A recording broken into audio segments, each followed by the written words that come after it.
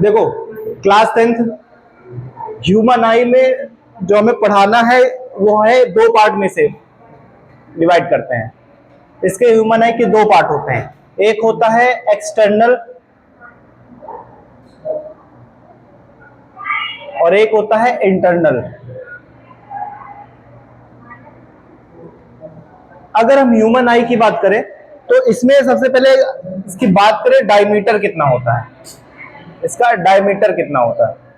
तो डायमीटर होता है 3.2 सेंटीमीटर 3.2 सेंटीमीटर। अब ध्यान दो, जो एक्सटर्नल पार्ट होता है इसमें कौन कौन से पार्ट होते हैं ये समझते हैं। एक्सटर्नल में तो एक ह्यूमन आई में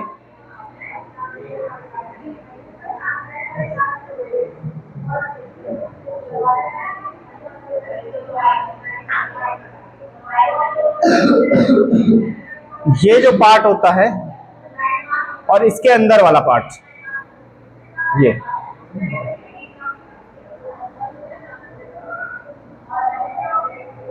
और एक ये वाला पार्ट होता है।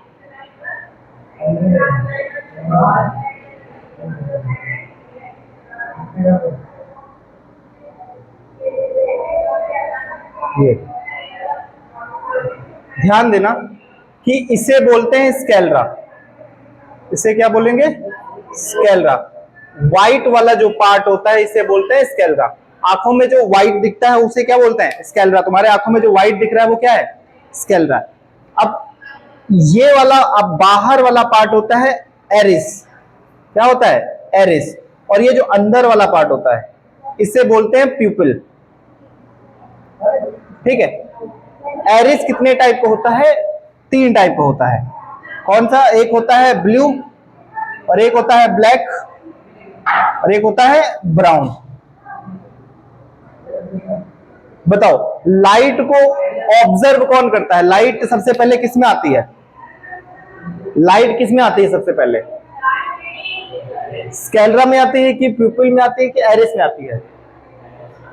एरिस में। लाइट सबसे पहले किस में आएगी? एरिस में। उसके बाद किस में जाएगी? प्यूपिल में। एक और, लेकिन एक्चुअल में जो सबसे पहले जा रहा है वो स्केलरा में जा रहा है। इसमें, इसी में सबसे पहले पड़ती है लाइट। और भयंकर बन गया है, मतलब लाइट है ऐसे मान के। ये लाइट क्या हो रही है? पड़ रही है। अब अगर ये स्केलरा अगर व्हाइट से रेड हो गया, व्हाइट से रेड हो गया, तो इसको बोलते हैं कंजक्टिवा। इसे बोलते हैं कंजक्टिवा। स्केलरा का लाल हो जाना क्या कहलाता है? कंजक्टिवा कहलाता है। तो इसमें मेनली कितने पार्ट हैं? 3 पार्ट होते हैं। एक होता है स्केलरा, एक होता है एरिस, और एक होता है प्यूपिल होता है, और एक हो गया कंजक्टिवा। समझ में आ रहा है कि नहीं आ रहा है? अब हम इसके इंटरनल की बात करेंगे। ठीक है, इसके इंटरनल पार्ट कौन कौन से होते हैं?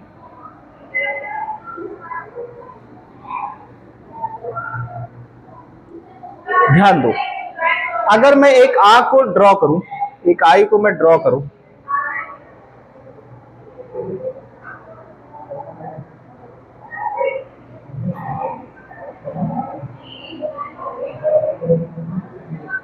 ठीक है, तो यहां पे ये चीज क्या हो जाएगी? और ये, और यहां पे क्या है?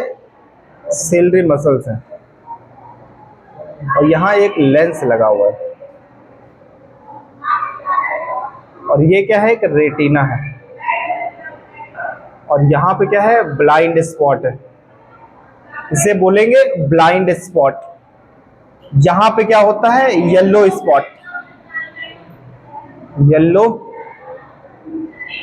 स्पॉट, और इसे बोलेंगे रेटिना।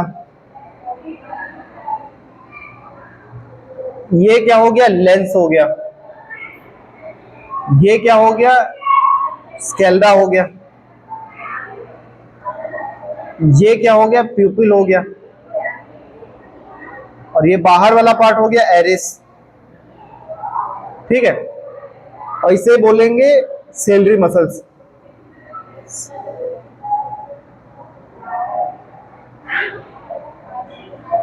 और यहां पे इसे बोलेंगे ऑप्टिक नर्व। Optic nerve. आप देखो ध्यान से,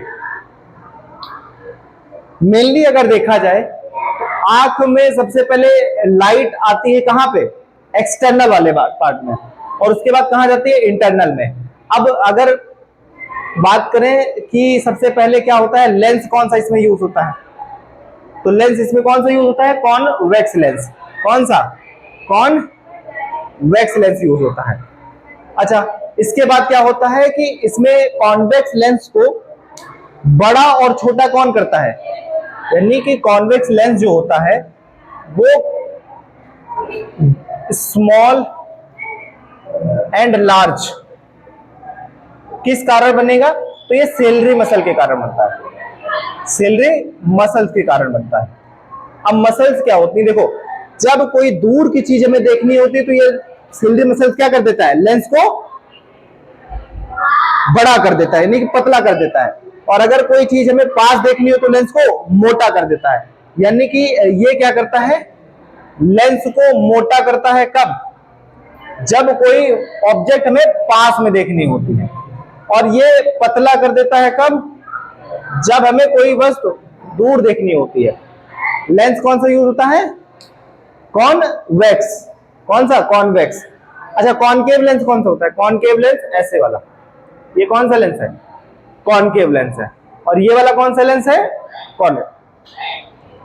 अब याद रखो, इसमें एक फ्लूइड भरा होता है, इसका नाम होता है एट्रियस ह्यूमरस। क्या होता है, एट्रियस ह्यूमरस। और ये क्या होता है, वेट्रियस ह्यूमरस।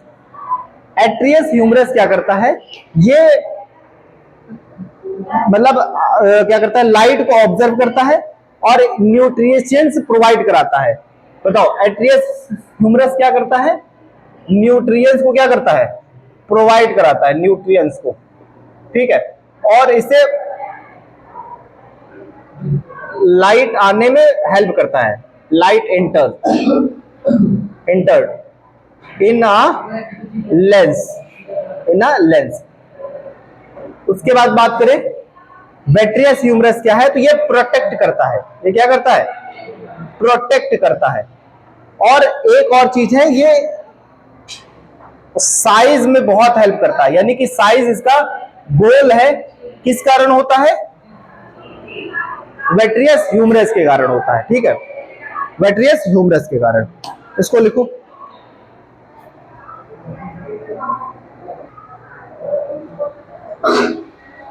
ध्यान दो।